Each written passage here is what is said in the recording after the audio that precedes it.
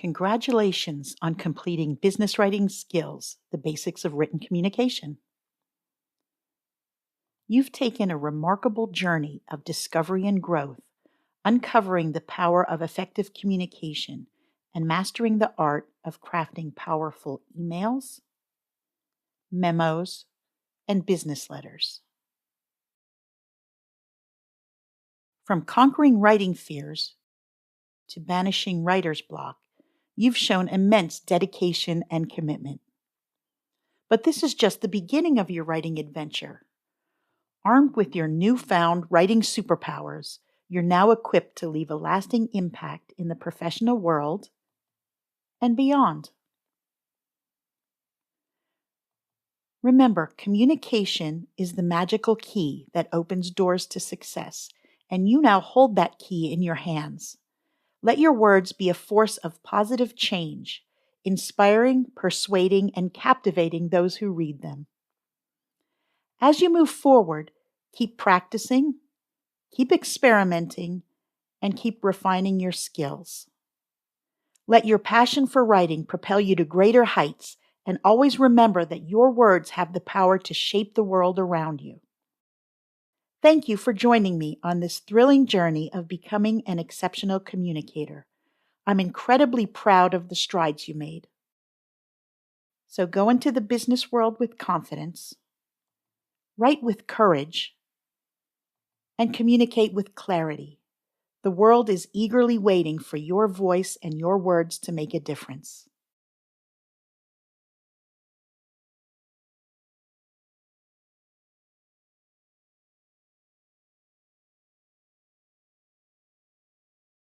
Now we'll write a business letter. I'll give you a business letter to practice with on your own. Go to your workbook, answer the questions, and organize your thoughts and ideas. Be sure to set the letter up properly as I showed you in the video. A sample letter is also included in the workbook. I've included a letterhead you can open in Word to practice with. You work in a local branch of a bank. You just helped a customer sign up for several accounts. Write a follow-up letter welcoming the customer to your banking family. Let the customer know you've been assigned as his personal banker and how to contact you. Use the bank letterhead found in the resources section. Write this letter and then compare it to the sample in the next lesson.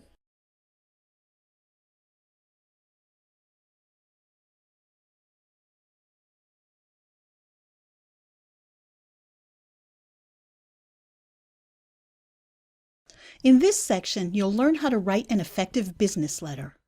We'll go over all of the parts of a letter and what they should contain. A business letter is the most formal type of business communication. Knowing how to write a proper business letter is definitely a good skill to have. The letter should be written in a 12-point font and single-spaced. Use 1-inch margins. Use block-style paragraphs. This means the paragraphs are not indented. Leave a blank line between paragraphs. Let's talk about the parts of a business letter. When writing business letters, you should always set them up this way. You'll be seen as an effective professional communicator. You usually write a business letter on business letterhead. If you don't have letterhead, at the top of the letter, you would type your full business name and address. You don't need this if you're using letterhead. Next comes the date. Whether you're using letterhead or have typed your return address, move down 2 spaces and type the date. You want to type out the full date, for example, August 1, 2017. Move down 4 spaces and type the recipient's full name and address. This is called the inside address. Move down 2 spaces and start the greeting with "Dear" and then the person's name. If you know the person well, you can use a first name. If you don't know the person well or normally use a formal address, use Mr., Mrs., or Ms. and their last name. Don't use a title with their first and last name. This makes it look like a form letter and you lose that personal touch. Either way, use a colon after the greeting. Move down 2 spaces and begin the body of your letter. The first paragraph should be a general introduction which includes the purpose of the letter. Your letter should usually be limited to 1 page. Just like in all of our other business writing, be sure that you are clear and concise. The remaining paragraphs should include any information the reader will need, and the last paragraph should include any action you need the reader to take. If you're requesting information, be sure to include a way for the reader to contact you, such as telephone number or email address. After you've completed the letter, leave a blank space and type the closing. Sincerely is the most common. Whichever closing you choose, put a comma after it. Move down 4 spaces and type your full name. After the letter is printed, you'll sign your name above the typed name. If you're including another document with the letter, like an invoice or a brochure, you would indicate this in the letter by typing the word enclosure at the bottom. If there are more than one, type enclosures, and in parentheses, type how many. So these are the parts of a proper business letter. In the next section, I'll give you some practice examples to work on. Exercise 2. Send a memo out to all employees to inform them that the parking spaces on level 1 of the parking garage will be repaved during the next 2 weeks. Let them know what measures will be taken to provide alternative parking. Write this memo and then compare it to the sample in the next lesson. Exercise 1. Send a memo to all employees to let them know that the new company workout room is complete. Let them know what day it will be opening and what the hours will be. Write this memo and then go to the next lesson to see the sample.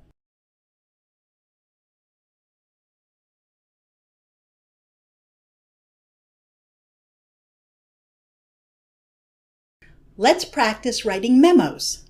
I'll give you some memo exercises to practice with on your own. After each exercise, compare your document to the sample and make any changes you think are necessary. Be sure you've included all the relevant information in the memo.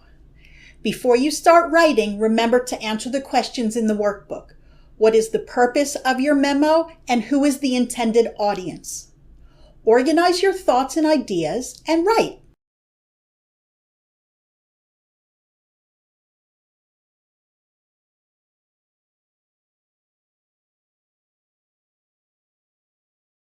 Memos are generally used for internal communication.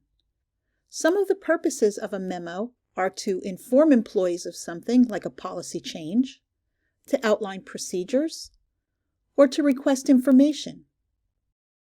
Good memos include a clear purpose. They focus only on one idea. They give information that the reader needs to know, and they can include any action that was requested or completed. Here's how we format a memo. A memo should be short, no longer than 1 page. The memo should be written in a 12-point font and single-spaced. Use 1-inch margins. Use block-style paragraphs. This means that the paragraphs are not indented. If you have a list, use bullet points so it's easily readable. Leave a blank line between paragraphs. Unlike emails and letters, memos don't use an opening, a closing, or a signature, so leave these out.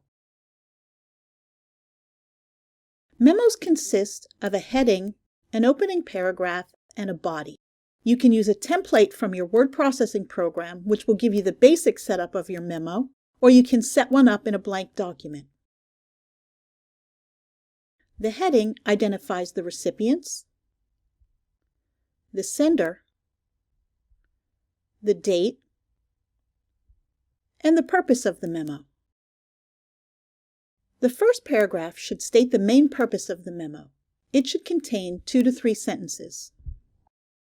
The remaining paragraph should include any specific details. When writing your memo, put the most important information first. These paragraphs should contain only relevant information and should be clear and easy to read. Use bullet points to draw attention to important information. Remember, block style, no indents, and leave a blank line between paragraphs. The last paragraph should tell the reader what action he or she needs to take, if any. If you've already stated the action earlier, for example in a short memo, you may not need this final paragraph. To keep your writing concise, don't repeat information. If you're asking the readers to accomplish a task, tell them specifically what to do. If there's a deadline, be sure to include that too. So those are the parts of a proper business memo. In the next lesson, I'll give you some practice examples to work on.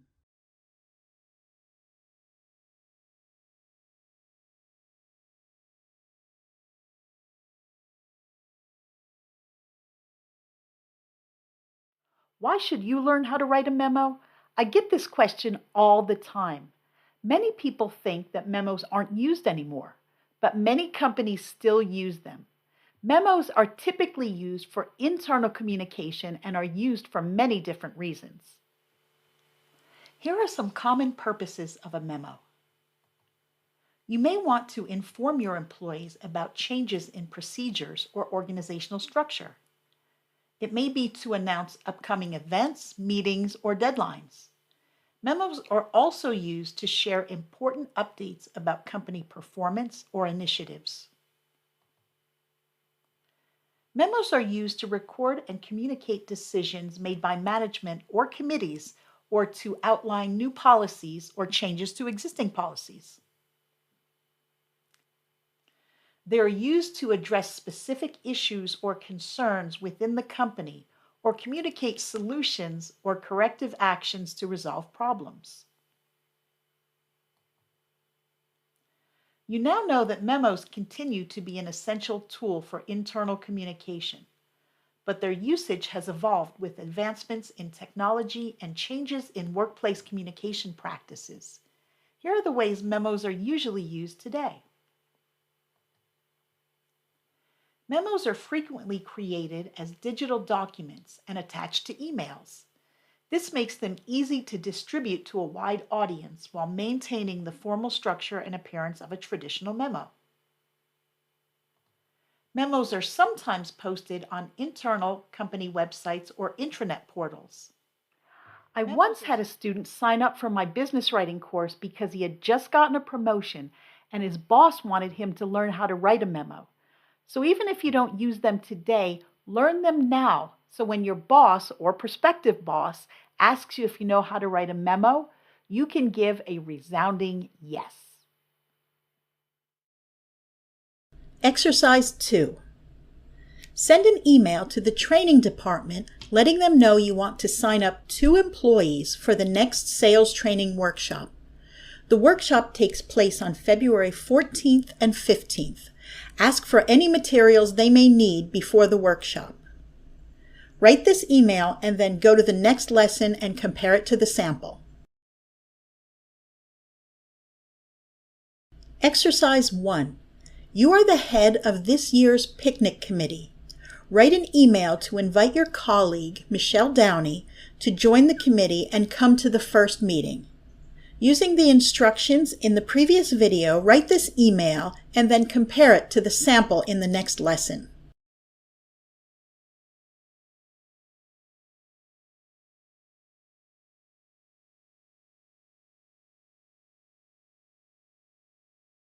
It's practice time. I'll give you some emails to practice with on your own. After each exercise, there is a sample document along with some tips to help you improve. Compare your document to the sample and make any changes you think are necessary. Your email shouldn't be worded the same as the sample, but it should contain all of the relevant information. The instructions are also in the workbook. Go to your workbook now and answer the following questions. What is the purpose of the email and who is the intended audience? Answer the questions before you start writing. Then organize your thoughts and ideas. After you've written these, go to your word processing program and write the email. Remember, writing is the 4th step in the process. Finally, proofread, edit, and proofread again.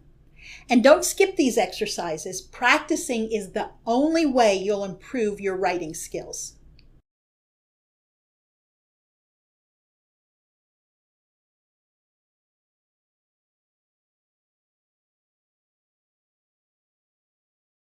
In this lesson, we'll discuss how to put together an effective business email. We'll go over all of the parts of an email and what they should contain. We already talked about the subject line. As we discussed earlier, you must include a subject line. It should be short but descriptive. Your subject should describe what's contained in the email. The subject line lets the reader know what the email is about and will help determine whether they'll read it right away. Also, sometimes emails sent without a subject get sent to the spam or junk folder. You should always start with a greeting. The greeting will depend on how formal the email will be. If you're sending the email to a member of your team, you can use hi or hello. If you're sending a message to a person higher up or to a group, you can use good morning or good afternoon. If you're writing to a customer, you should use dear and then their name.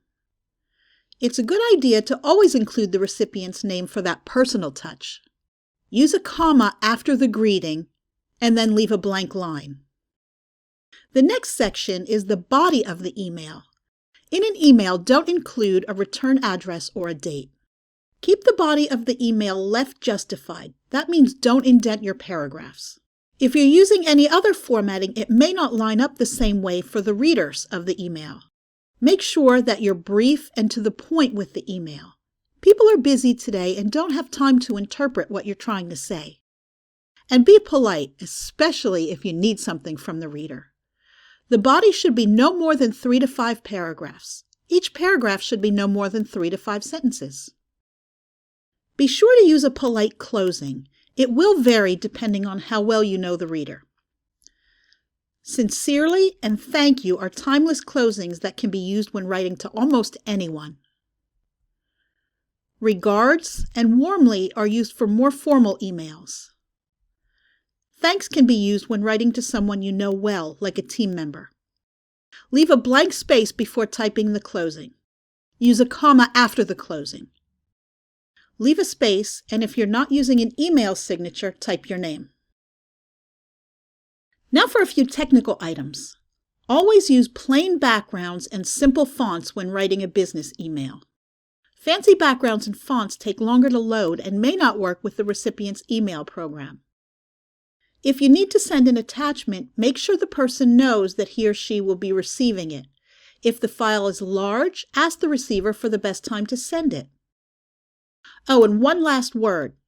If you find yourself sending emails back and forth several times, it's probably a good time to pick up the phone and talk in person.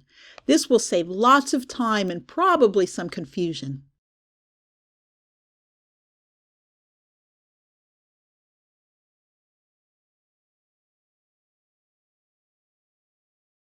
In this section, you'll learn how to write an effective business email.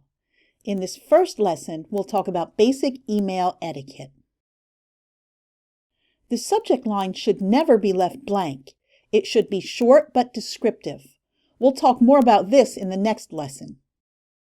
Don't use all uppercase. Not only does this appear like you're shouting at the reader, but it's also much harder to read. Be sure to read and answer everything in the email. If all of the questions aren't answered, this requires additional emails, which wastes your time and the recipient's. Texting abbreviations are making their way into email. This is considered unprofessional in the business world. Be sure to read the documents a few times before you hit send. If it's long, you may want to have another person read it too. And here's a bonus tip. You should answer all emails within 1 business day. Let's look at some examples of bad emails. In the next few slides, I'm going to show you examples of some emails that are written incorrectly. Using the rules that you just learned, figure out which rule was violated and think about how the email could be improved. The rule broken here? Using shortcuts. You should never use texting shortcuts in a business email, especially when you're writing to someone you address as Mr. or Mrs. The subject line is missing here. Remember, our rule is to always use a subject. This lets the person know what the email is about. One other note, the body of this email is not very good. George should explain what he wants to see the reader about so he or she can prepare or bring any necessary materials. This time, let's look for the rule broken in the return email.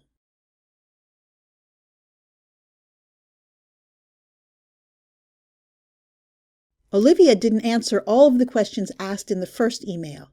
This will require me to send another email to get the answer for what was probably the more important question. A note here, these two questions probably should not appear in the same email, but since they were, both should have been answered. Here's the next one. The rule broken here, don't use all uppercase. In email speak, it means you're shouting. How about the next one? This email was definitely not proofread. Be sure you proofread every email that you write before hitting the send button. Most word processing programs have spell checkers, but remember they don't catch all the errors. So take the time to read what you have written. Those extra few seconds could save you from an embarrassing situation.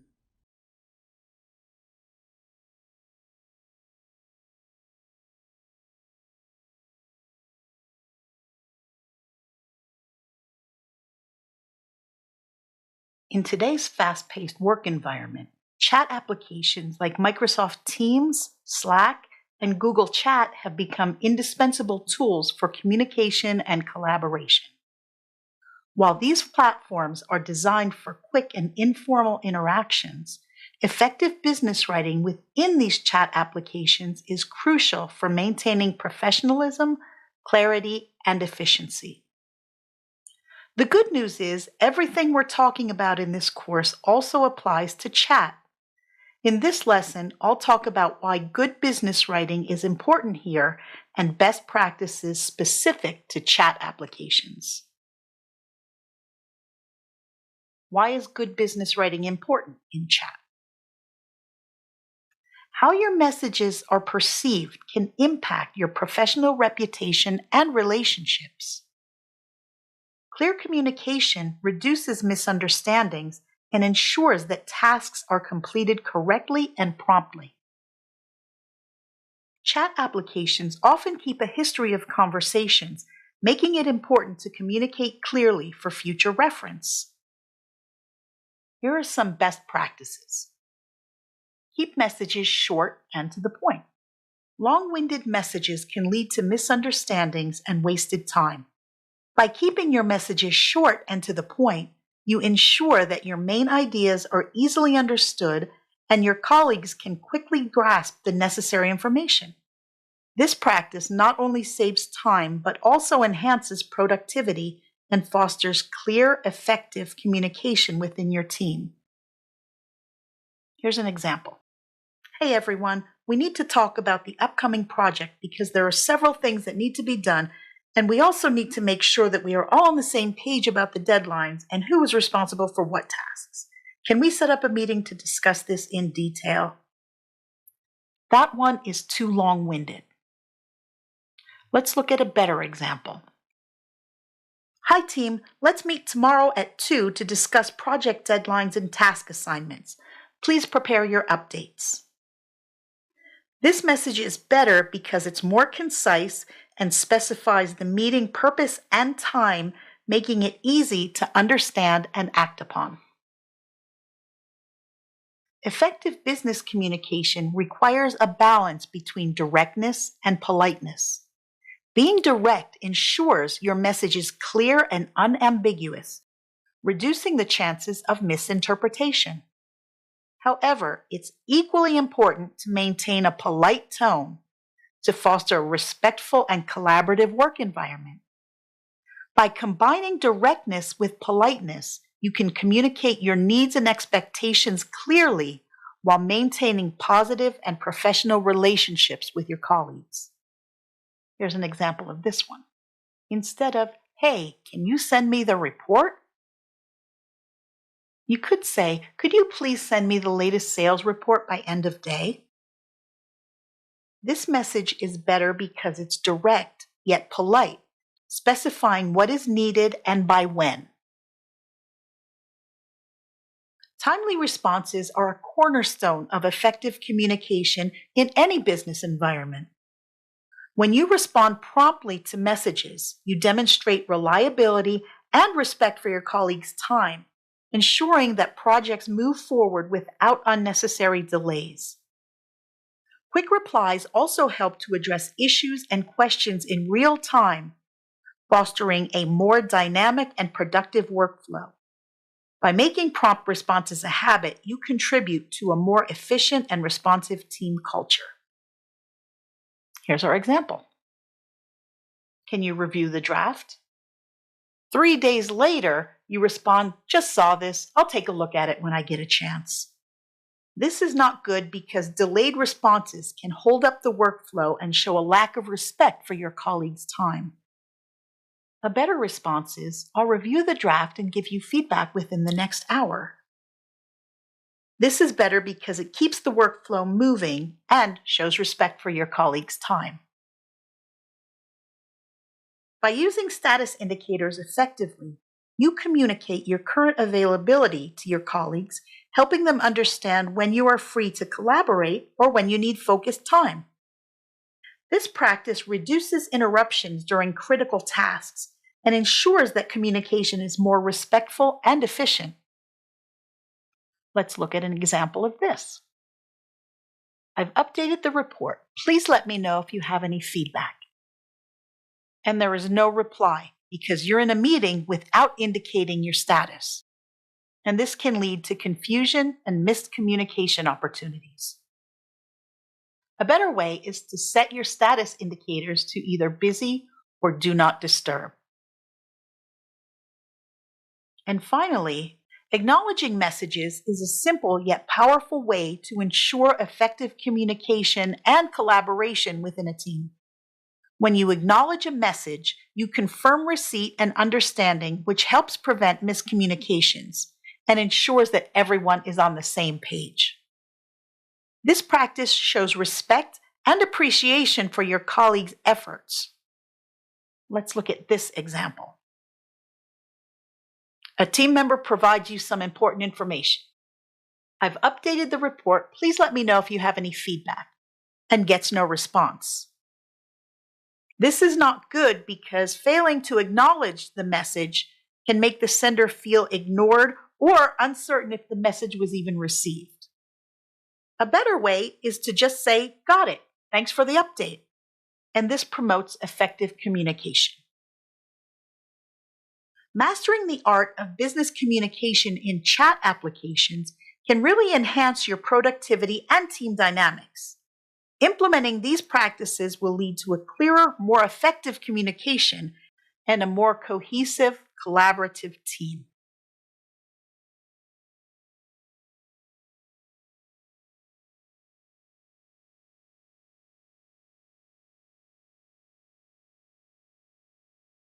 In this lesson, you'll study the rules of comma usage. Use commas to set off the elements of a series. When there are 3 or more elements in a list, they should be separated by a comma, including the last 2. For example, Scott finished his report, comma, ate lunch, comma, and got ready for the meeting. Although you'll see the last comma is sometimes left out, it's a best practice to use it. If you leave it out, it may change the meaning of the sentence. For example, I went to the movies with my parents, Sam and Sally. Written like this says my parents are named Sam and Sally. I really went to the movies with my parents and my friends, Sam and Sally, so I need that comma after Sam. Use commas to separate 2 independent clauses joined by a conjunction, like and, but, or. For example, he wanted to eat lunch, comma, but it was time to go to the meeting. If the clauses are short, you can leave the comma out, but it's a best practice to use it all the time. You use a comma to set off an introductory phrase. An introductory phrase usually starts with a preposition. For example, as I was driving to work, comma, I suddenly realized I was going the wrong way. If you switch the order of the sentence, the comma is no longer needed. I suddenly realized I was going the wrong way as I was driving to work. No comma necessary here. You also use commas to set off quoted language. For example, I'll ask Jim, said Sally, if he's going to the meeting. Remember, in American English, we keep all of the punctuation inside the quotes. We use commas to set off parenthetical elements. And that just means added information that if we take it out, it won't change the meaning of the sentence. For example, my brother, who lives in New York, opened his own business. If you leave out who lives in New York, the sentence still makes sense. One important rule: don't overuse commas. Too many commas make sentences choppy and start to confuse readers. Be sure you're only using commas to follow one of the rules. A misplaced comma may even change the meaning of your sentence.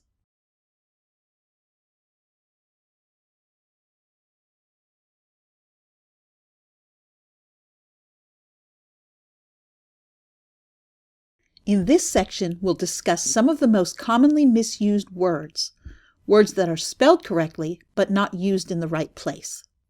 These words are not usually picked up by a spell checker. You'll learn some tips on how to choose the right words. The sentences are in your workbook, so stop here and work on them now, or just follow along as we work through them together. The first set of words is your, Y-O-U-R, and your, Y-O-U'-R-E. Y-O-U-R is used to show possession, as in, I like your dress, or the dress belonging to you. Y-O-U'-R-E can always be replaced with you are, such as you're going to the store, or you are going to the store. The tip here is to read the sentence with the words you are. If it sounds correct, then use Y-O-U'-R-E. Otherwise, use Y-O-U-R. For each of the sentences, choose either Y-O-U-R or Y-O-U'-R-E. Your new couch will be delivered Thursday. This shows possession, so you'll use Y-O-U-R, the couch belonging to you. Do you know where you're going to put it? Or do you know where you are going to put it? So you'd use Y-O-U'-R-E. You're welcome. This is a tough one for a lot of people, but if you replace the words with you are welcome, then you'll know that it's Y-O-U'-R-E. Your book is on the table. It's the book that belongs to you, so you'd use Y-O-U-R. I realize you're looking forward to relaxing. I realize that you are looking forward to relaxing, so Y-O-U'-R-E. The next set of words is its, I-T-S, and its, I-T'-S. I-T-S is used to show possession, as in, the dog lost its collar, or the collar belonging to the dog. I-T'-S is the contraction for it is or it has. An example would be, it's going to be a long day. It is going to be a long day. The tip here is to read the sentence with the words it is or it has. If one of these sounds correct, then use I-T'-S. Otherwise, use I-T-S. Now let's choose between these two words. It's been a long time since I've visited my grandmother. It has been a long time, so I-T'-S. The dog likes its new bed. This one shows possession, so we'll just use I-T-S. It's raining today. It is raining today, so we'll use I-T'-S.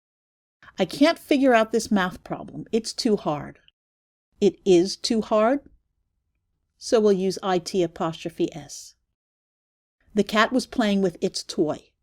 It's the toy belonging to the cat, so it's I-T-S. Next, we'll talk about the three theirs. T-H-E-I-R is used to show possession, as in we are going to their house, or the house belonging to them. T-H-E-R-E indicates a place. The book is over there. And T-H-E-Y'-R-E is a contraction for they are, such as they're going for a walk, or they are going for a walk. The tip here is to read the sentence with the words they are. If it sounds correct, then use THEY apostrophe RE. If it shows possession, something belonging to them, use THEIR. And if it indicates a place, use THERE. So in the next sentences, choose the correct form of there. There are ice cream sandwiches in the freezer. In the freezer is a place, so we'd use THERE. Also notice that the word are already appears in the sentence. They're melting because the freezer is unplugged. They are melting, so we'll use THEY apostrophe RE. In today's football game, it's their school against ours. It's the school belonging to them, so we'd use THEIR. They're tired after their long trip. They are tired, so the first one is THEY apostrophe RE. And after their long trip, it's the trip that belonged to them, so it's THEIR. There are several reasons to study business writing. Notice the word are, so we're going to use THERE.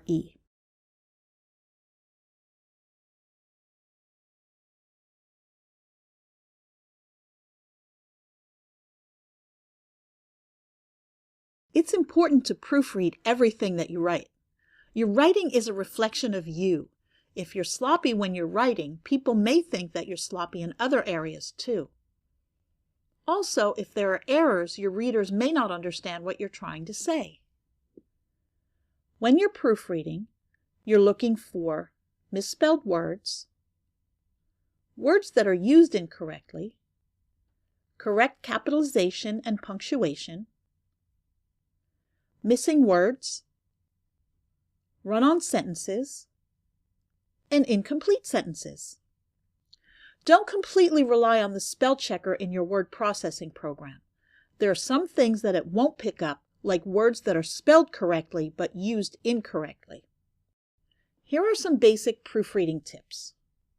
First, read the document out loud. You may catch errors that you wouldn't catch just by reading. Point to one word at a time as you read. This may also help you catch errors. Read the document backward from the last sentence to the first. This will help you to see errors in sentences instead of focusing on the meaning of the entire document. Have another person read it, and if you can, leave the document and come back to it later. Set it aside overnight if you can, but even 15 to 20 minutes will help. It will let you get a fresh perspective on what you're reading. Let's look at some sentences to see if we can find the errors. The sentences are in your workbook, so try to find the errors first, then watch the answers. Why did he ask what time it is? First, ask is spelled wrong. Time is also spelled incorrectly. And this is a question, so it should end in a question mark. They're going to the movies tonight. The wrong there is used. In this case, it should be THEY apostrophe RE for they are. We'll talk about errors like this in another session. Movies is spelled wrong, and the period is missing at the end of the sentence. When I went to the store. This is an incomplete sentence.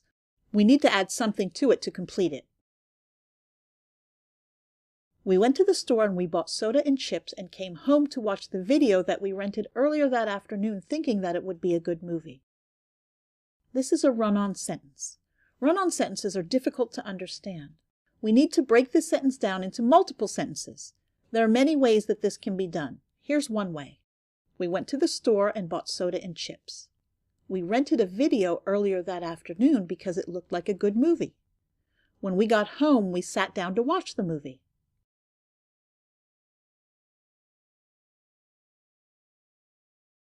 Did you get it? Let me read it out loud. It was nice very of Jim to lend me his car. Sometimes when we read quickly and all of the words are there, we don't realize that they're out of order. And remember, after you've edited your writing, go back and proofread it again.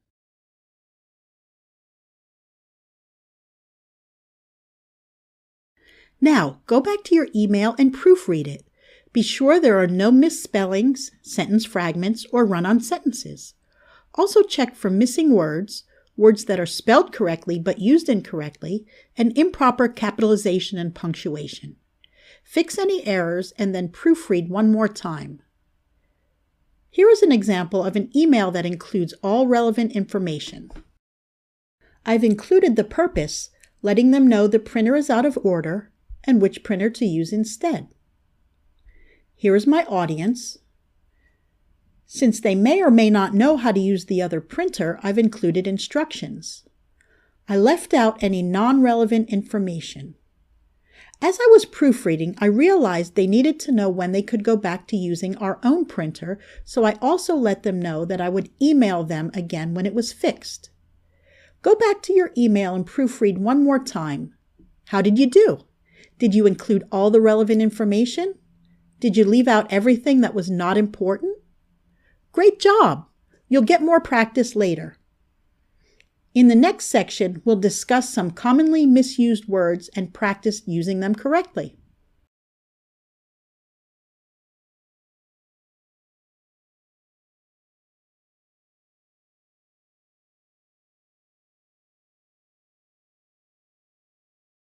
In this section, you'll learn strategies you can use to convey written information effectively. You'll learn techniques for better writing, and you'll work on proofreading. In the business world, it's important that you put everything in writing. For your written business communication to be successful, you must use effective strategies. In this section, you'll use a 5-step strategy you can use to write effectively. This process will work no matter what you're writing. Let's talk about the 5 steps you can use to improve your business writing. First, here's an overview. Be sure you understand the reason you're writing. Remember, if you are not clear about the purpose, your readers won't be either. Step 2 is to determine your audience. Your readers will determine the level of detail you'll need and what information you'll give them. Next, you'll research and organize. The emphasis here will vary depending on what you're writing. If you're announcing a staff meeting, you may only need to organize your thoughts. If you're writing a report, you may need to organize research and other materials. This is where you put all your thoughts together in an organized fashion. Notice that the actual writing is the 4th step in the process. And finally, proofread everything you write. If you can, have someone else read it too. Edit any mistakes you find and then proofread again. Always proofread the final version one more time before it is sent or printed.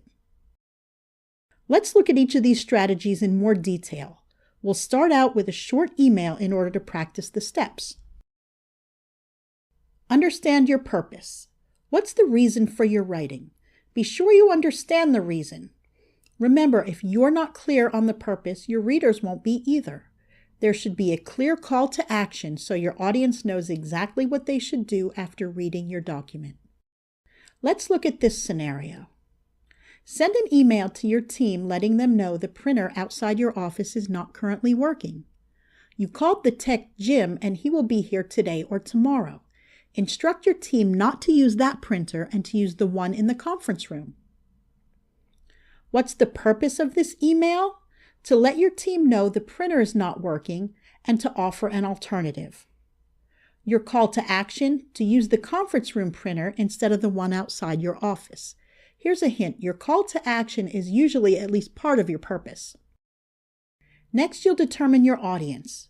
If you're writing a report to hand out at the next board meeting, you may need more detail than if you're writing an email to your team about the highlights of the board meeting. If you're writing to a coworker, you may be able to write less formally than if you're writing to a customer. Business writing, however, should always be professional. Who is your audience? Your team. They're familiar with the printer, and they may or may not know how to use the printer in the conference room. Next is the research and organize step. I found this quote from Napoleon Hill.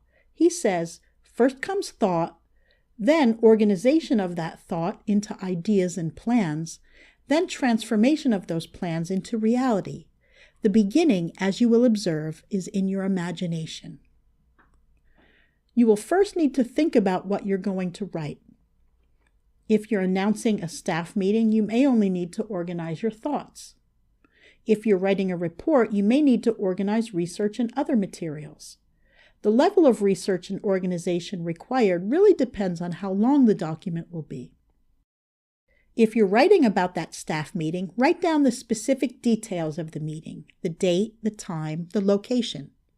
When you're organizing a longer report, you might use sticky notes that you can rearrange. In our case, we'll probably only need to write down and organize our thoughts. We need to tell them that the printer isn't working, give them the alternative, and let them know when it will be fixed. What's not important? How you got in touch with the tech and the tech's name. Step 4 is to write. Here's where you take the thoughts you organized and start writing. You'll put your thoughts into sentences and your sentences into paragraphs. When writing, be aware of the length. You don't want it to be too long, but you don't want it too short either. Contrary to what you learned in school, in business writing, you don't want to add fluff. If you can get to the point in 50 words, then do that. Don't make it longer than it needs to be. So now, using your notes, write your email. We'll talk more about this email in the next section.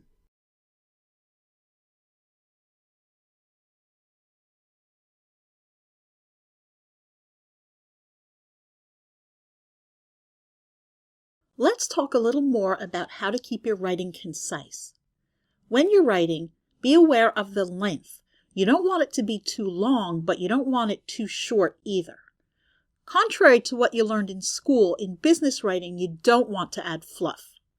If you can get to the point in 50 words, don't use 250. Include all relevant information, but don't make it longer than it needs to be. You also want to avoid redundancies and circumlocution. Redundancy is the use of 2 or more words that mean the same thing. Some examples of redundancies are end result. Instead, you just want to use the word result because the result always comes at the end. Added bonus. A bonus is something that is always added to something else, so you can just use the word bonus. Advanced planning. Don't we always do our planning in advance? So just use the word planning. And summarize briefly. When you summarize something, you always want to be brief about it. So just say summarize. Circumlocution is a fancy word saying that you're using many words when fewer will do. For example, instead of saying, please don't hesitate to contact me, just say, please contact me. Instead of saying with the exception of, just use except. Don't say in the event that, just say if. And instead of saying due to the fact that, you can just say because. In order to be completely concise, here are a few phrases that you want to leave out completely. Please be aware. Just start with the message that you want to convey. I would like to inform you. It has come to my attention. And please be advised. Remember, you can leave all of these phrases out and it won't change the meaning of your document, but it will be more concise. In the resources section, there's a handout of more commonly misused words and phrases. Print this out and keep it next to your computer. The next time you write a business document, refer to this handout to make sure that your writing is simple, clear, and concise.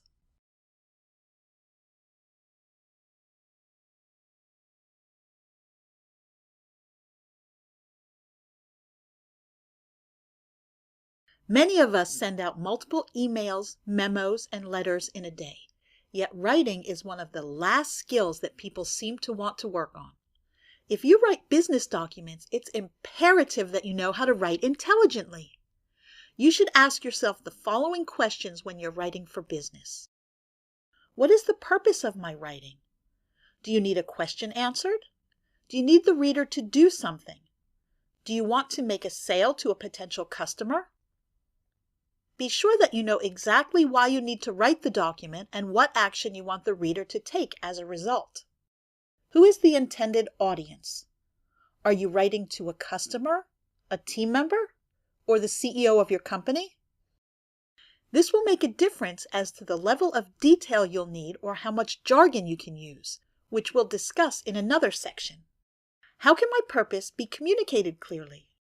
Will people understand what you've written? Have you clearly stated what you'd like the reader to do? Your writing must be simple, clear, and concise. Let's look at some tips to help us accomplish this. To keep it simple, use a conversational style. Make sure it's natural and personalized. Remember that a human is reading your message. Ask yourself, would I say this if I were speaking face-to-face with the person? For example, instead of "enclosed, please find the following items," you could say, "Here are the materials you asked me to gather for you." Or instead of "hoping to hear from you in the near future," you could say, "Let me know by Friday if you need more information." And never say "please advise." Instead, say "please let me know." But don't be too informal. Don't say "here's your stuff." You always want to be clear about the purpose of your message. Clear writing doesn't have to be interpreted. Readers shouldn't have to make assumptions about what you've written. If it's not obvious what you want them to do, rewrite your message. To be concise, leave out wordy phrases and meaningless expressions. Start by writing short sentences. Generally, sentences should be about 7 to 8 words long. If a sentence is too long, the meaning may be lost to the reader. Busy readers always appreciate a concise message. For example, instead of saying, "You'll need to send the confirmation for your appointment by Friday," just say, "Please confirm your appointment by Friday." And never use a long word where a short one will do. For example, there's no need to write the word utilize when use works just as well. Here are a few other rules. Skip the cuteness. Too often, today's text language pops up in business writing. Leave out multiple exclamation points, smiley faces, slang, and abbreviations. Cut the jargon. You never know what terminology your audience knows. Stay away from any terms that may not be readily known to your readers. And finally, leave out the emotion. Your writing must be free of any emotion. If you have to write bad news, write it, give it some time, then reread it to be sure that there are no negative emotions in your writing. Better yet, have someone else read it for you to make sure there are no negative emotions in it. Next, we'll look at an example. Let's take a look at an email with some problems. Take a minute to read over the email, and then we'll talk about the issues.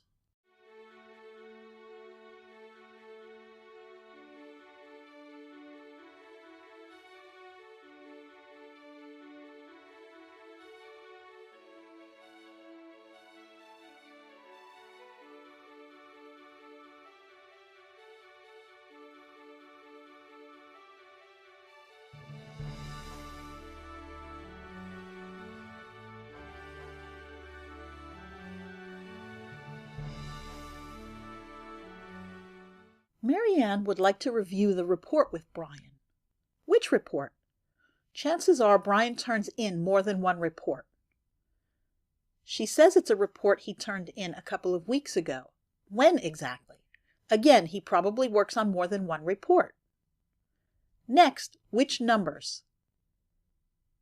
It would probably be nice for Brian to know this so he can research the problem before he meets with Marianne. The last sentence in the first paragraph is vague. She can probably leave that sentence out. In the next paragraph, she asks for meeting dates. She should be the one to offer some dates first. This would probably save some back and forth emails to pick the date. She uses some phrases that are emotional. Remember, in business writing, we need to stick to the facts and leave the emotions out. In the last paragraph, Marianne gives Brian times when she is not available. Instead, she should give him times when she is available. Let's look at a better version. This time, she tells Brian which report she's looking at and when he turned it in. She describes the numbers she thinks are incorrect and also why she thinks they're incorrect. She gives dates when she is available and asks him to contact her before a specific time. This is a much clearer and concise version of the email. In a later section, you'll practice writing your own emails.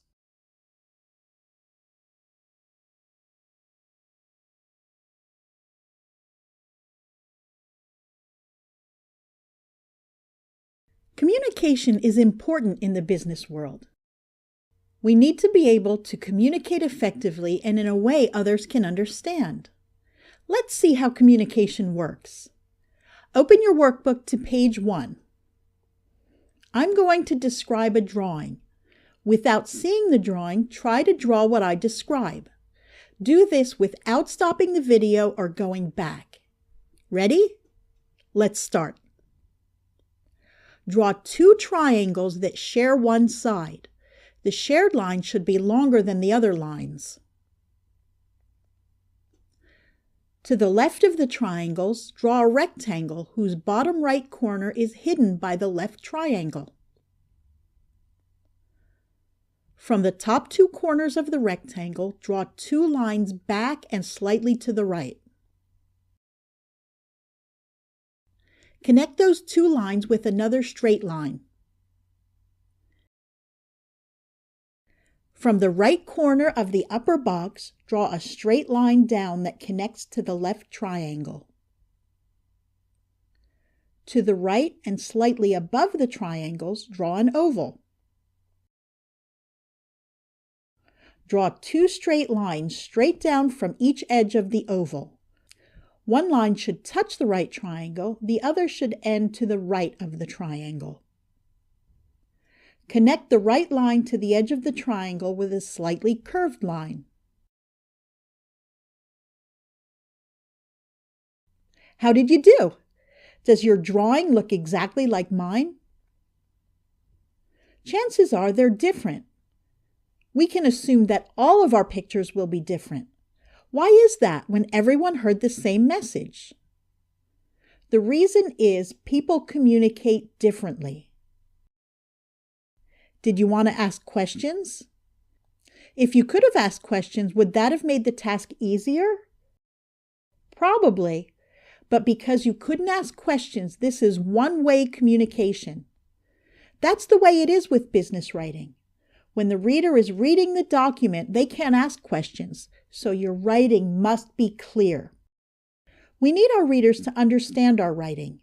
We may need a question answered, we may need the reader to accomplish a task, or we may want a customer to make a purchase. The reader must understand what we're trying to accomplish. In the next lesson, we'll discuss some tips on how to do that.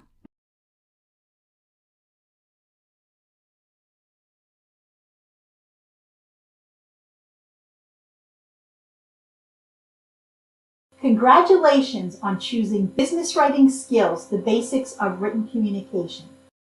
You made a great choice when you decided to get this course. Let me tell you why.